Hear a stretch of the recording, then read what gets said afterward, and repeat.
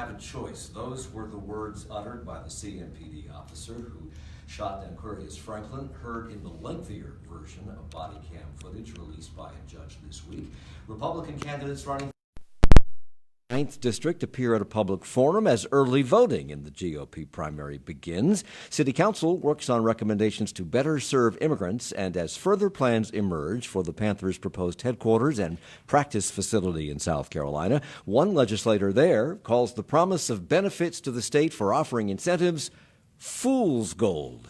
Our roundtable of reporters is ready to detail those stories and others, and those reporters are David Borax from WFAE News. Good morning. Good morning, Mike. Jonathan Lowe, reporter anchor for Spectrum News, is with us. Good morning to you. Good morning, Mike. Mary C. Curtis, contributor to WCCB TV and columnist for Roll Call, also with us again this morning. Good morning. Good morning, Mike. And Eric Spanberg is managing editor of the Charlotte Business Journal. Thank you for being here. Good morning, Mike. All on the radio, and as you can plainly see, there's a camera over there. You can watch us on Facebook Live. Last week, after WBTV's Nick Oxner successfully convinced a court to have CMPD release a body cam video of the Danquirs Franklin shooting, the department released a short clip and showed moments before and the actual shooting of Mr. Franklin. That video ended with the officer picking up Mr. Franklin's gun. This week, after Nick Oxner filed another motion, a judge told CMPD to release the rest of the video. It picks up where the previous one left off. Stay over there! We need your units out here now.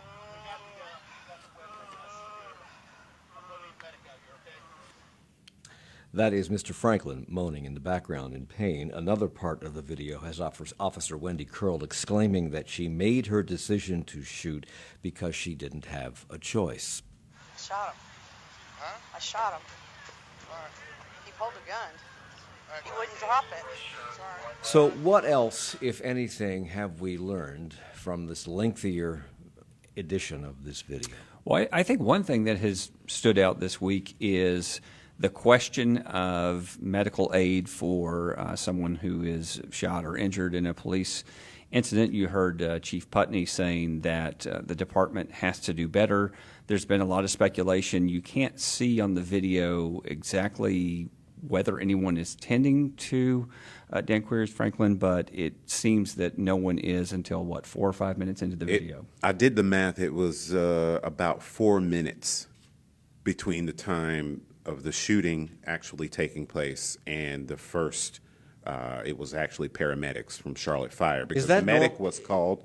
Is that normal? I'm sorry. Is that normal operating procedure for CMPD if you shoot somebody just to leave them there until the emergency personnel will arrive who can administer greater first aid? Well, one would think so, but the chief actually spoke to that this week and confirmed that officers, and he actually said that and this was prior to the entire video being released, said that what you see there is troubling. And he was speaking to the fact that there was no medical aid until those paramedics got there. I do remember asking CMPD this specific question prior to the 9 minutes being released, because there were some questions from the community about whether medical aid was rendered. CMPD told me that all officers are trained in CPR, so one would then assume that these two officers would be. I then responded back and asked, well, were these two officers, being Wendy Curl and the other officer, Larry Deal, were they trained in CPR? And they were not. So, and in fact, a very confusing situation. And to the point of whether aid was rendered there, obviously, as you just described, it was several minutes before anybody got to it, and it was when the paramedics got there. But Putney did announce this week a change in policy, that right. we will now have medic and fire stage when we're called to an incident scene like that. Now, that's one of those things. Is that going to happen the way they think it will? I mean, I don't think so, David, because we know that when any shooting scene that we go to, that they will not allow the paramedics in until the scene is secure. Right. Well, the idea is that they would stage somewhere. Correct. It would be until closer. it's safe to go in. But the idea would be that you get called to a scene like this and medic and fire are called at the same time. I mean, if that is the new policy, we'll see if it works out in future cases like this. Why not, since we're training fire department personnel to be first responders, why aren't police officers being trained? Perfect question. That's why it's so confusing because, again, one would think, Mike, that that's something that they address in the academy. Yeah. So I Well, don't minor know. first aid. I don't know if you shoot somebody, Right. that's Just pretty severe. so. CPR at the CPR very would not have least. made a difference Right, in this case. and that's Correct. another It wouldn't issue. have, but just applying pressure to the wound. Yeah, what exactly was the extent of the injuries during that time is one of the questions. Another question, of course, that popped up this week is you mentioned Officer Larry Deal and the fact that Yes. his body camera was not on, and there was reporting, I think by multiple people, that one of his body cameras had been, the battery had been dead for almost 3 months, and the other one was at 95% battery level. I think this was WBTV reporting this, that it was at 95% battery level but turned off the night before this shooting occurred, so obviously there's no tape from that. And Chief Putney has talked about that as well. That was a Yes. disturbing piece of it, and that if that was turned off, it wasn't turned on, that was not a part of department policy.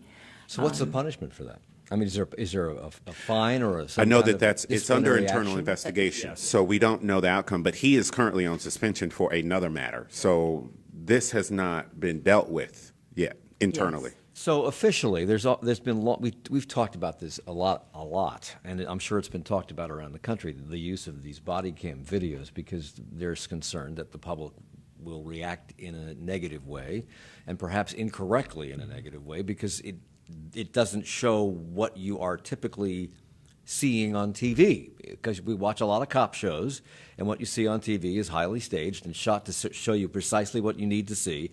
These videos are not, as this latest video fairly clearly demonstrates. So what has been the reaction to this video as opposed to the 2-minute 20-second video that came out last week? I think we're going to see a lot of policy change, both on the city level and the state level. I know that House Bill 791, which I think you're alluding to. Actually, no, but go ahead. Well, I will go ahead and say that the state is looking at there are two legislators, Representative Kelly Alexander, which is everybody knows him locally, and Representative John Faircloth. It's House Bill 791. Basically would give city councils and county elected leaders the authority to view a body cam video without court approval. But the catch is they would have to sign a confidentiality agreement, basically saying we'll watch this behind closed doors and we won't speak about it publicly. Another policy change that's come out of this that the chief announced is that going forward, they will present all of the video to a judge and then make an argument for which section should be redacted. And in this case, the way it happened is the city council saw the whole 11 minutes, and then they brought to the judge only 2 minutes and 20 seconds, which is what they felt met the requirements of the request. And going forward, it will happen differently. And I think the intention of the law originally was that a judge would decide what is worth sharing with the public. Well, you remember this law was, I'm sorry, Mary, go ahead. No, I'll just say much of this has ended up in court because they'll argue that it means the person could not get a fair trial. And so this is ultimately often going to be a legal issue. So let's back up, because for people who are new to town or don't remember this happening, is that the release of police video to the public or even to city officials is to be determined according to state law, which is a recent state law, 2016, right? by a judge. So not even city council members, not the city manager, nobody can see this video until the judge rules on it. However, city council did see this 11-minute video. City Councilman Braxton Winston, during a debate about the video on Monday night, said it was a flagrant skewing of the evidence for the police to have presented only 2 minutes and 20 seconds of the video to the judge as opposed to the entire 11 minutes. And he said that local law enforcement, this is a quote, local law enforcement and the policies that govern them should be under local control. The law prevents all parties, the city attorney, the city manager, and Charlotte's elected officials from effectively doing our jobs. How many people on council agree with him? Well, I think at least in part, when Dimple Asmiro agreed, and Matt Newton, who's a lawyer, made the comment about going back to what David said, that the discrepancy between the 2 minutes and 20 seconds released and the full 11 minutes, Matt Newton said that essentially the police were playing legalese instead of releasing the full video, that it was kind of parsing the language when most reasonable people would think, okay, all 11 minutes should Remember, be. the press release that came out with the release of the 2 minutes and 20 seconds said something like, we've released all relevant video to the request of the judge's order. So on Monday, if you remember, CMPD was called back into court over this because of the possibility of being in contempt of court.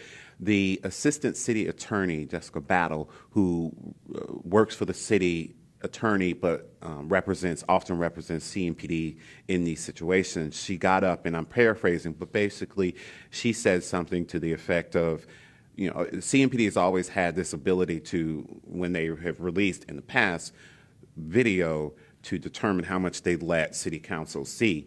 And to her, what she stated is basically that when they made the decision on how much to release, and the chief took responsibility and ultimate responsibility for it, but that they were concerned about Officer Wendy Curl not receiving due process if they released the entire video. So that's kind of the other side of this, that the explanation we got. This gets really confusing. I've read this yesterday in 14 different versions from different writers, and it was almost impossible for me to follow the logic behind all of this or what actually happened. But this 11-minute video was revealed last week, after City Council was shown it, and that City Council was shown it prior to any judge giving permission for the City Council to show it. And Chief Putney told the court that he showed the footage to council at the direction of City Manager Marcus Jones. Did you express any concern about your authority or lack of authority to do so? I did express my concern to do so, yes. Was there any response from the city manager? There was. What was that response? The city attorney had assured him that it was indeed okay to do. So that's Chief Putney being questioned by WBTV's attorney because they were petitioning for the release of that video. State law places him in charge of releasing or not releasing the video to a judge, correct? Not to council. Correct. Right. So the mayor said the council viewed it on the advice of the city attorney. Can we assume then that their seeing the video was in compliance with the law? At Monday night's council meeting, Mayor Lyles called it a mistake. And she said, sometimes we do things with good intentions, but it doesn't work out that way. And sometimes people make mistakes, but it's not really with negative intentions. She was trying to kind of, I think, maybe gloss over the fact that they saw this inappropriately.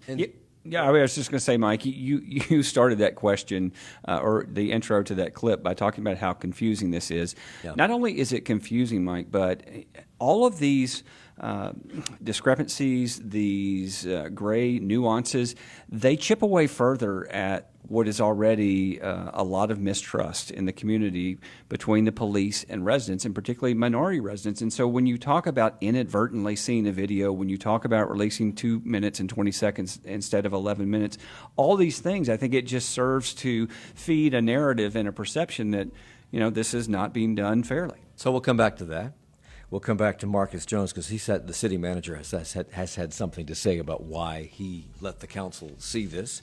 And we'll continue with other news of the day, including the fact that the 9th District race is now officially underway and early voting has begun in that race as well. It's Charlotte Talks on WFAE. Support for Charlotte Talks comes from WFAE members and Taylor, Richards, and Conger, hosting trunk shows for Isiaya today and tomorrow, and Brunello and Cucinelli, May 3rd and 4th, located in Phillips Place. Details at trcstyle.com. And Blumenthal's Charlotte Jazz Festival, featuring the Jazz at Lincoln Center Orchestra with Wynton Marsalis, and concerts in the Jazz Garden Tent at Romare Bearden Park, April 29th through May 4th. Details at charlottejazzfestival.com. As the region grows, it isn't just Charlotte that is changing. 4 of the area's outer cities are undergoing transformations, and they want you to know about what's going on. Matthews, Kannapolis, Cornelius, and Belmont have all set a priority to develop their downtowns as central hubs for citizens. We hear about those efforts and some of those towns' plans for future development on this program Monday at 9. Political Science 101. What happens when an unstoppable force meets an impeachable object? I say it's enough. Get back to infrastructure, get back to cutting taxes. That's what we should be doing. Also, a record high for stocks and for cases of measles. Democrats welcome back a familiar face, and a less familiar one trips up a presidential forum in Texas. The Friday News Roundup, next time on 1A. At 10 on WFAE. It's Charlotte Talks on WFAE and WFHE. I'm Mike Collins. It's the local news roundup with David Borax here from WFAE News, Eric Spanberg, Charlotte Business Journal's managing editor, Mary C. Curtis, columnist for Roll Call, contributor to WCCB-TV, and Jonathan Lowe, reporter for Spectrum News. So we were talking about the release of the full, well, I guess it's the full 11-minute video. Who knows if there's more this week by CMPD to the public, but it first went to City Council. It has to be the state law says that a judge has to make a decision about who sees what when, and evidently Council saw this without permission of a judge. They consulted the city attorney. He said it was okay, and the city manager Marcus Jones says he made the decision to allow the council to see the entire video because he believes it was in the community's best interests. There weren't a list of concerns that the chief raised. He just, suggested that maybe this is something that maybe we shouldn't do, and I said I believe this is something that we should do. So ultimately, it was my call. Ultimately, it was his call. What does state law have to say about that? That's a good question. I don't know if anyone else has heard. I have not heard anything about whether there's any possible repercussion for making that decision. And the law that I've read doesn't mention the city manager telling. Yeah, it's not. Chief. This whole thing sounds like a clown circus. I'm going to go back to what you said. It's so confusing and head-spinning because there's an inadvertent showing of a video. There is, you played the clip from the chief earlier saying that, he was told by the city manager to do this. So that also brings into question, what's the point of the 2016 state law if cities can go around this, and have other cities gone around it in North Carolina? I don't know. So, reaction to this 11-minute video. There was reaction to the 2-minute and 20-second video. It was the reaction to the 11-minute video, Mary, substantially different from the public's point of view. Oh, yeah. Well, as Eric brought up earlier, you're coming from mistrust anyway, and when you don't have the full video, people are going to fill in the blanks before they have it, even before they see the whole thing. And then when they see it, I think a lot of people did key on the fact that medical attention wasn't there. So do you see this person as a human being? And it's a question of benefit of the doubt. A lot of folks in the minority community know that police have a difficult job, but many said he didn't have a chance to comply. Do you see him as a complete human being? And they asked him 24 times to drop the gun. Yes, yeah. But the key to that is he didn't have the gun in his hand when they were asking him to drop the gun. And then his quote, "You told me to," was he trying to Right. put it down? The fact that it was shouting, and do folks have enough training to deal with people who are in distress and how they deal with that? And so you're going to have that. You saw the vigil that they have had for Mr. Franklin, just trying to say he's not just a victim of a police shooting, but he was a father, and he was a person with gifts, and he might have had problems, but how are you dealing with him? And it's building, of course, Keith Lamont Scott and all these other things. This isn't happening in a vacuum. And so there will be a lot of questions. And when you have these other issues, like the other officer being suspended for something else, but we don't know exactly what because of the secrecy of the records, you're just building up all of these questions and doubts in folks' minds.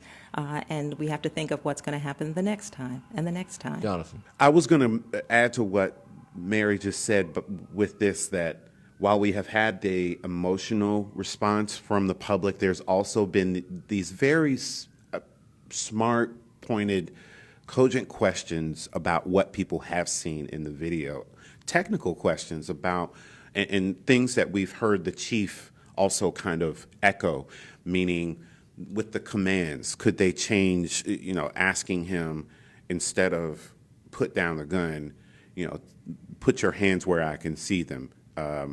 Take your index. The chief actually showed in one interview your index finger and your thumb. Let me see. Just some of the technical questions. Why, people asking why did it not play out this way? And so I think there's been an emotional response, but also a very technical, measured. So far, what we've seen in these rallies and these protests and these vigils. Even it's experts. been tense, but I wouldn't say nothing's boiled over. Yeah, even experts have said, even if indeed it is ruled a justifiable shooting, were there things that could have been done? Could she have taken cover and not been right there? So that would have given them more time to assess the situation. As you say, Jonathan, there are a lot of questions asked by folks. So Cass Otley, who is an activist, here was her reaction as she stood outside, I think, CMPD headquarters with others and watched the full video on her phone. This officer needs to be fired. This officer needs to be charged. I am so upset right now. It's beyond ridiculous.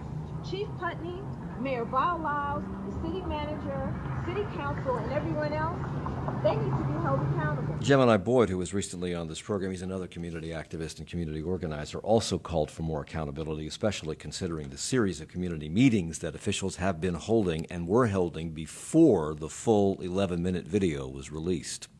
They knew what was on the video.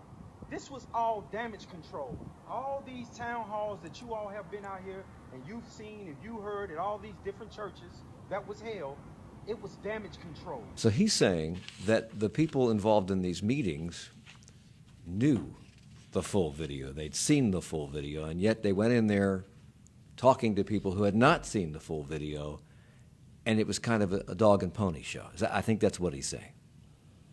That's a lack of trust. Yeah. As long as you have that lack of trust, you're going to have the worst possible motives in your mind, no matter if that is true or not. And so that's going to take a long-term effort. Essentially, people are like saying, were you just giving us lip service? Yeah, and I would say that, remember, although circumstances are different in some ways, we had all these debates and a lot of distrust in 2016 over the video release with Keith Lamont Scott. Right. And even before that, going back to previous shootings, that were controversial and high profile, we've had police chiefs and others talking about trying, to your point, to de-escalate and to train officers. And I don't say this lightly. I mean, I'm sure it is incredibly complex and incredibly difficult. But on the other side, there is a lot of frustration about the fact that a lot of people think the de-escalation is not taking hold. Yeah, and another thing about this is that since 2016, there's been pledges of new policies, better training, and all that from CMPD, and a lot of the questions that people are asking, the reaction to it this week is, what happened to all of that? Yeah, if you we're back in the same place we were in 2016. If you watch the full video, there is no evidence of any de-escalation taking place or any attempt to de-escalate. Jonathan? And Mike, I just wanted this point is relevant. CMPD is actually having today a news conference at 10:30 to announce the impending launch of CMPD's Community Policing Crisis Response Team, which has come out of all of this, that these two officers were not CRT trained. And I should mention, or I should actually ask Jonathan to mention, there was a response right from the officer's attorney in terms of the decisions made and what's seen in the video. And that's important because her attorney, Jeremy Smith, was at the hearing earlier this week and said, in addition to others, that they wanted initially the entire video to be released. And so he put out a statement. She apparently wanted to say something sooner, but I'm just going to give you a little small piece of it. It was a very long statement, 5 paragraphs, but he goes in to say, what has never been mentioned is that there was an innocent civilian talking to Mr. Franklin, Danquirs Franklin, no more than a few feet away. In the car. Correct. Mm-hmm. And then we know that person was the general manager. Okay. And when the officer approached the door of the car, the first thing she told him to do was put your hands where I can see them. And he did, of course. He did. But also, I think this brings up the fact that we've been talking so much about a video, and it's true, that's very important, video evidence, but it also proves that even when you have videos, people are going to see different things. They're going to interpret it in different ways. Video is not definitive. Well, in this longer video, and I don't know what to make of this, but I'm going to throw it out here. In the longer video, later on in the video, after the shooting has occurred and the dust is cleared, so to speak, another officer attempts to comfort Wendy Curl, the officer who fired the fatal shots. The other officer asks, "You're all right, you're all right. You're sitting here talking, right? You got kids at home, right? You want to see them this evening, right?" And Curl responds, "Yeah." And the other officer replies, "That's what matters." Now, that is a natural response. It is a comforting response for the officer involved, but does it speak in some way to how police view their jobs and their right to use lethal force? You're sitting here, you're fine, you're going home. That's what matters. It almost sounds like that's what they tell each other before they leave. Like your job is to come back safely. Your job, Like you've got to Hill Street Blues. Yeah. Be Yes. safe out there. Okay. Chief Putney says that there are dozens of other videos that were likely recorded by cameras worn by officers who came to the scene. Will all these other videos be released? That's a good That's a very good question. We don't know the answer to that. By the way, in all this discussion, I don't know if we've mentioned that this is now a matter that has gone to the DA's office, and over the next 90 days, they will make the determination on, whether there are charges against the officer. So we'll. So and the criminal investigation is also continuing, and the internal investigation, which would determine whether the officers broke any policies. And of course, we're all looking at that because we know that there was only one video, and there should have been The more than community one. waits, and the community waits. Right. So as the judge was deciding on whether or not to release this 11-minute video, which ultimately did, CMPD announced that it was implementing a series of changes, some of which I guess will be talked about this morning at 10:30. It will now be their policy to release, quote, all relevant video footage of critical incidents, including officer-involved shootings, for a judge to decide what is appropriate for the public to see. Who in the department decides what is relevant?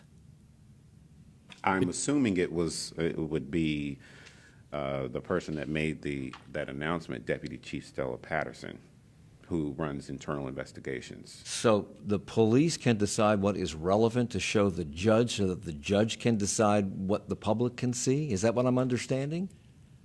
There again is that. Well, I thought it was the judge. You show the entire everything. thing. Yeah, I thought that Chief Putney said at some point this week that while the new policy would put everything in the judge's hands, the police would still request redactions and other things that would be protected or eliminated because of circumstances that could affect. Okay. So in this case, what would have happened if they followed this procedure is they would have given the whole 11 minutes to the judge and then said, we think you should only release 2 minutes and 20 seconds. That would have been CMPD's dream scenario. And things like this is a bystander whose face we don't want to be revealed. Things like that will factor into this. Which is what happened with the 2 minute, 20-second video. They showed it to the judge. The judge said, no, I want this and that redacted. So that happens anyway. So.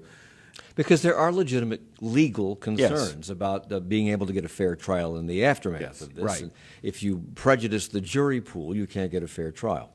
Okay, let's move on to something less complicated. The 9th District.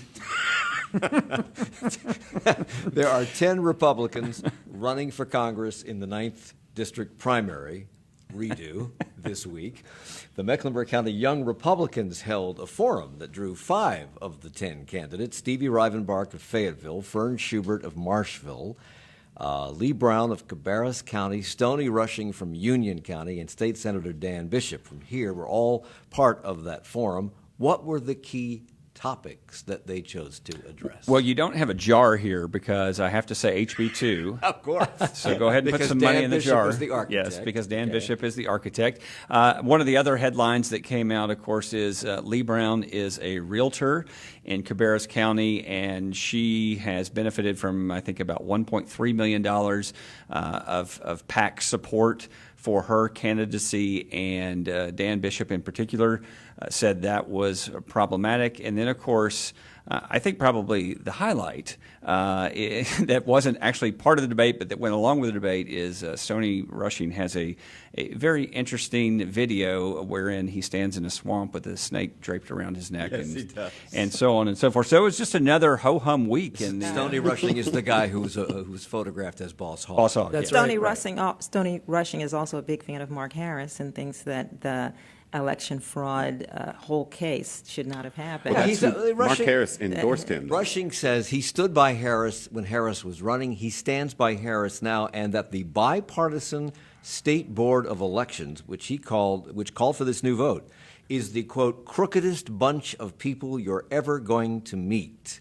Yeah. Yeah. Sounds like Donald Trump. Well, also, that's another point of it. They all really back Donald Trump. They go out of their way to see who could back him the most. Yes, indeed. The Mueller report was a key moment in the debate, evidently. I don't know of anybody else on the planet that could have withstood the kind of attacks he's been under nonstop since the day he took the job. This witch hunt is treason. If you wanted to conduct a coup in the United States, you certainly wouldn't do it with a well-disciplined military. What you would use would be the instrumentalities of prosecutorial law enforcement. And that's what they sought to do. That's Lee Brown, Stevie Rivenbark, and Dan Bishop, in that order. Fern Schubert also called the Mueller investigation a very expensive joke. Will this be a key topic in this election? I think. Go ahead, John. I was just going to say, I think that what we've seen all over the country is going to play out here, which is that if you're a Republican candidate, it is essentially a competition to say who can support the president the most. And so, yes, you're going to hear the pro-Trump, you're going to hear the pro-gun, and you're going to hear the anti-abortion. I mean, those three issues really resonated throughout that debate. And also that Democrats are socialists. You'll hear a lot of Does that. this resonate beyond President Trump's base? And this President Trump arguably is the Republican Party right now. Definitely, it is the party of Trump. So does this resonate beyond the base of that? That doesn't matter right now because this is a primary, and you are trying to get the The base to Republican come vote. faithful Yeah. to come out and vote for you. So therefore, So when you every move one into of these the general, if this becomes a key thing in the primary, when you move to run against Dan McCready, the Democrat, and the Libertarian and the Green Party candidate, do you have to change what you're talking about? I think you always have to pivot at least some when you get to a general election. I don't think anyone's going to make the 180 degree of Trump's right to Trump's wrong when you get in the general. I don't think it's like that. But I do think you have to moderate, whether you're a Democrat or a Republican. Once you're done with the primary, you do have to try and come back to the middle, usually to win. But you've already seen the playbook, though. They're going to try to connect Dan McCready with Alexandria Ocasio-Cortez and all these other folks. So I have a minute left in this segment. The primaries will be held on May the 14th. Early voting got underway this week. Only the Republican slate of candidates are on the ballot because it's a Republican primary. The other candidates have already been selected by their respective parties. Do we have any indication of turnout? Very interesting note here. Several outlets reporting, WSOC reporting, Charlotte Observer, and other Spectrum News, of course, that McCrae Dallas, who was at the center of the election fraud allegations, absentee ballot fraud operation we saw earlier this year, he was the very first person we know to cast a vote in Bladen County in the 9th district. If he's convicted of a felony, then he won't be able to vote. So is that why he voted early? I wonder. They'll have plenty of time to check it out, right? But here, I mean, turnout on the first day of early voting here in Mecklenburg County was very low. Okay, we'll stop there. We'll cut. There's more to talk about. We'll come back and talk about it in a second. It's Charlotte Talks on WFAE.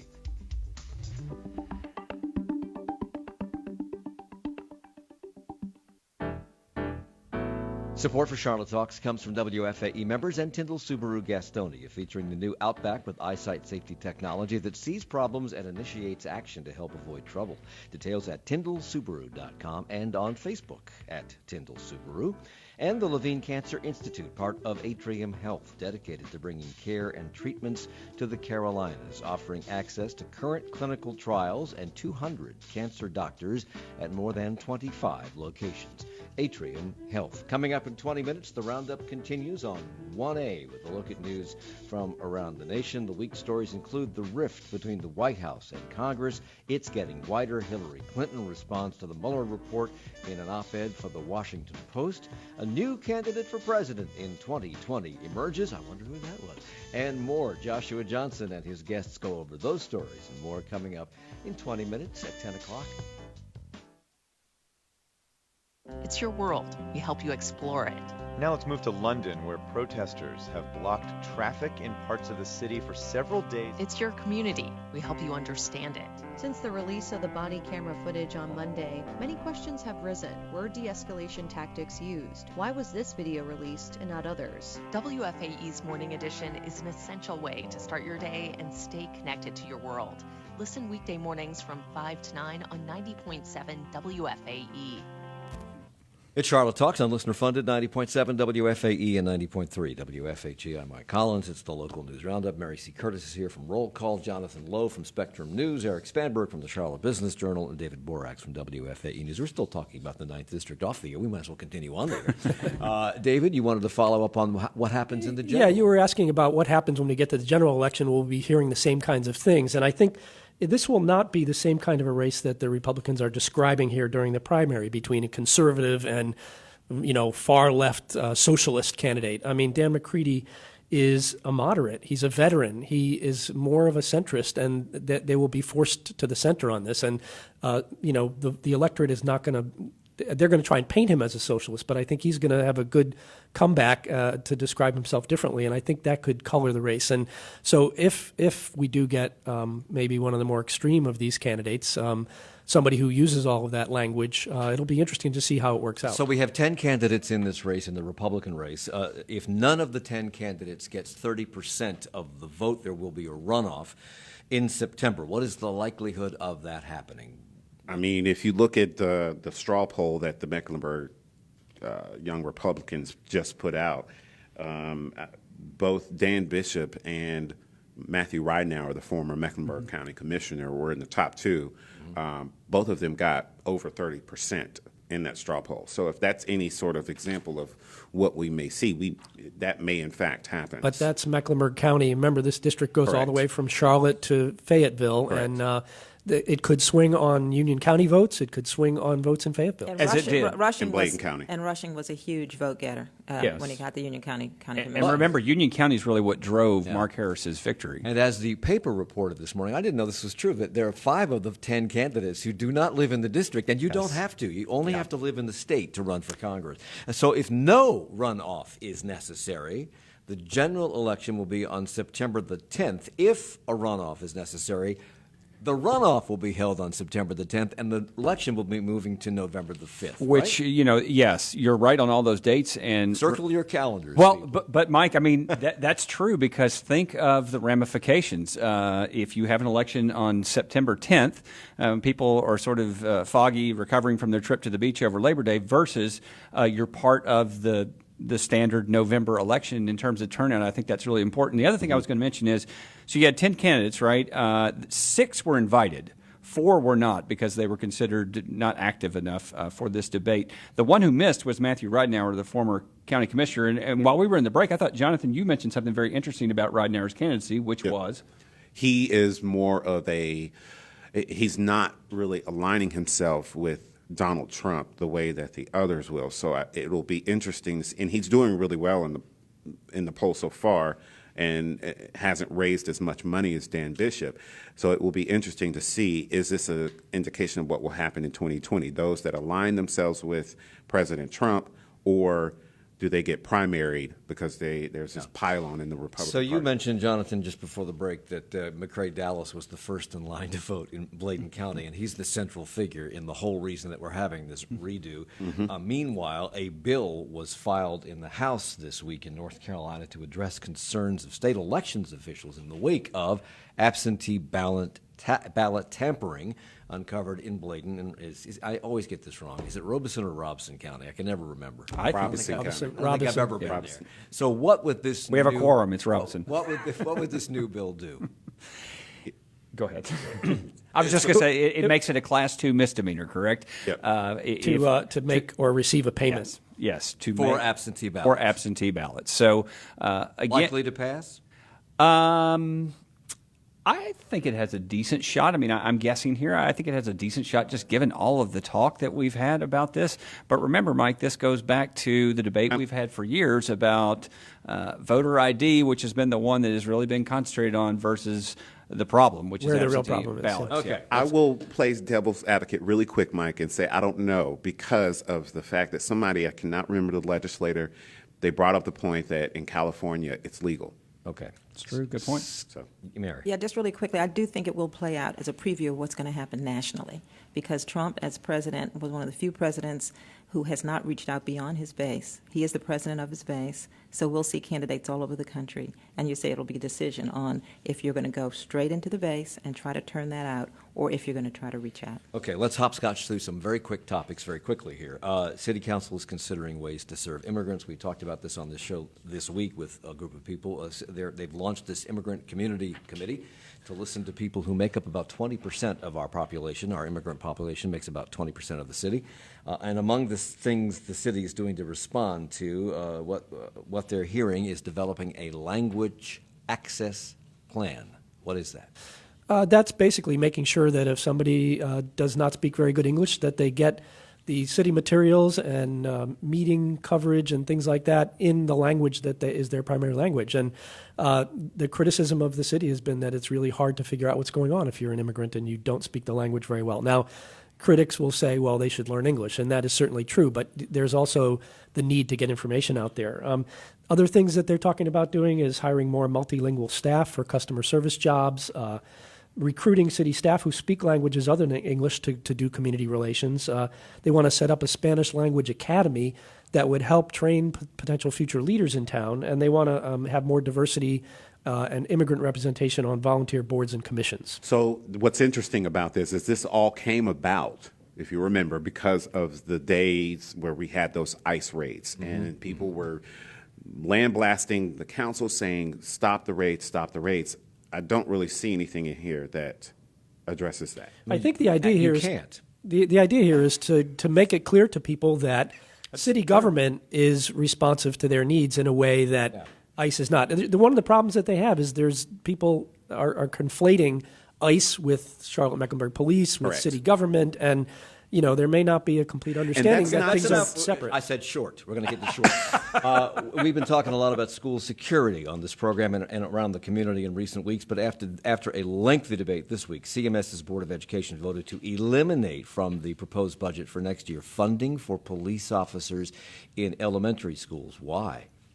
So Superintendent Clayton Wilcox put into his budget, based on the debate over how to improve school safety, he put $2.7 million in to hire 25 school resource officers at elementary schools. And they debated this, and there was a split among the board, among those who thought that this was a good idea and those who thought you could spend that $2.7 million in other ways, in particular on more social workers to help with other problems in the schools. Board member Erica Ellis Stewart says police can be effective, but because suicide attempts, depression, and other problems are on the rise in schools, emotional support staff are needed more. So did the board put aside more money for that? So they are spending more money for all of that, but the conventional wisdom here is that Mecklenburg commissioners won't approve more money for either of those two things. Okay. So the state of North Carolina banned collective bargaining in 1959 because we are a right-to-work state.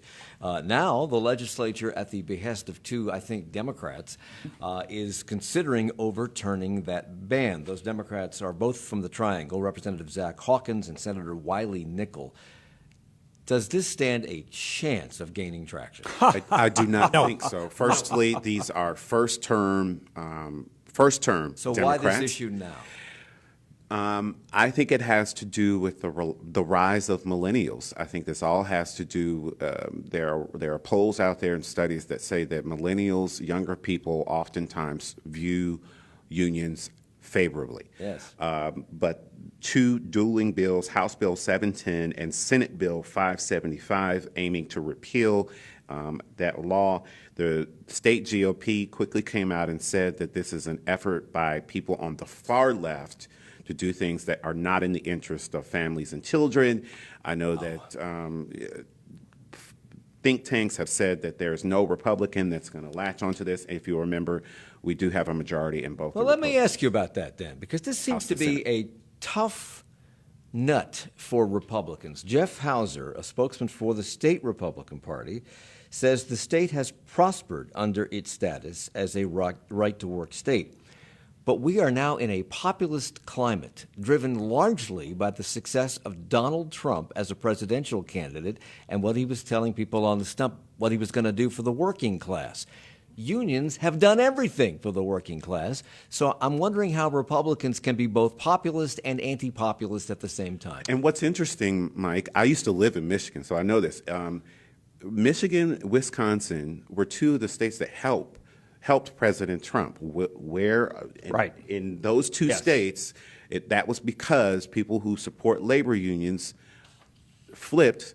Usually they voted Democrat. They flipped and supported President Trump. So that's a good indication of your point. Yeah. And that'll be the message of Democrats for 2020.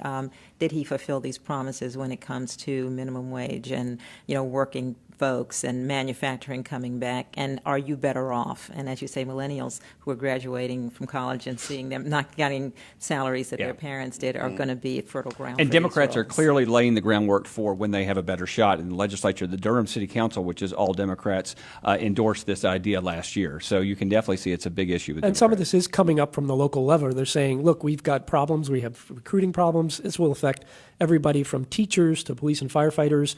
Just think about all the debates that we've had at our city council about paying them more. Right now, those groups have to come to the city council and beg for more money. Keyword, we should have mentioned public sector employees. That's I don't know right. if we But ever if you said want that. it- Public sector employees is what we were talking about. If you want to know, you started this by asking, is this going to go anywhere? Well, it was referred, both bills were referred to the Rules Committee, and we all know nothing.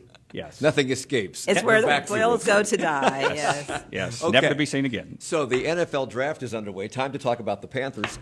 More details emerged this week about David Tepper's plans for this new headquarters and practice facility, wherever it may end up being. York County seems to be the likely candidate, the first choice of both the Panthers and South Carolina's governor.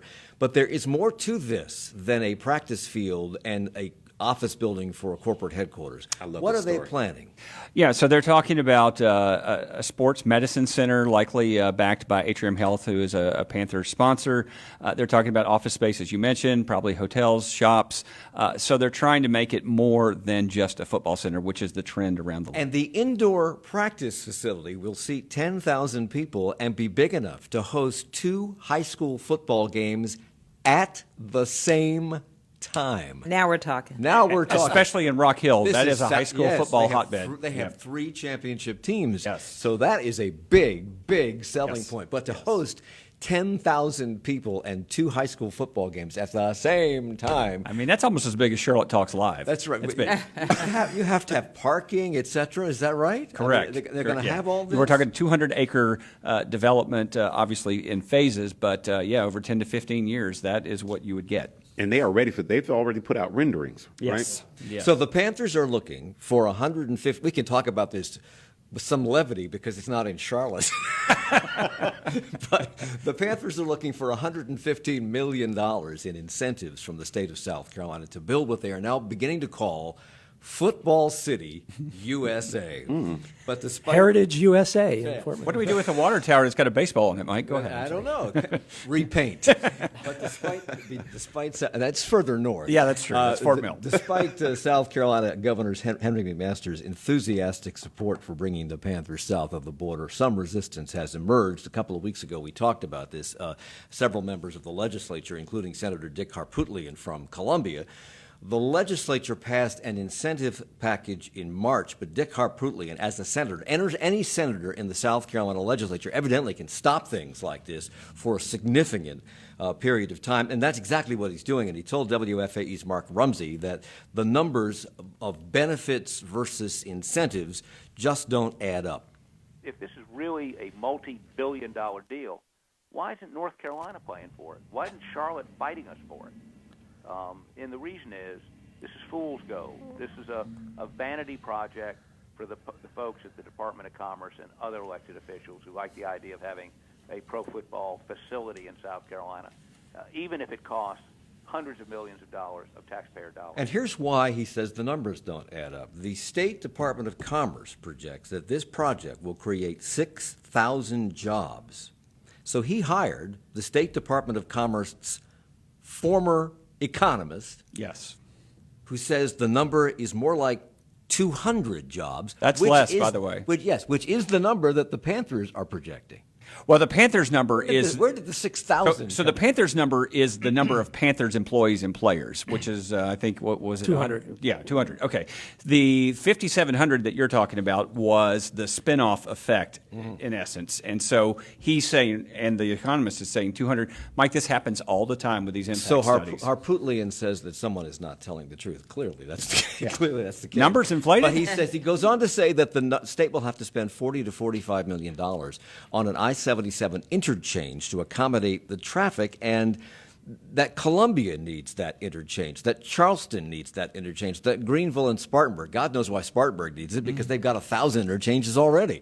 But he says they all need it. So is this really about politics and who gets what pork barrel project? I think there's some of that. I know that's shocking to our audience and to our panel, but yeah, I think there's some politics very involved. quickly, Mayor Pete Buttigieg, if that's Buttigieg. Mayor of South Bend, Indiana, running for president. He's number 3 in the Democratic rankings right now, and he's getting a lot of attention. And that includes Franklin Graham, who says the openly gay candidate should repent, calling homosexuality a sin and something to be repentant of, not something to be flaunted, praised, or politicized.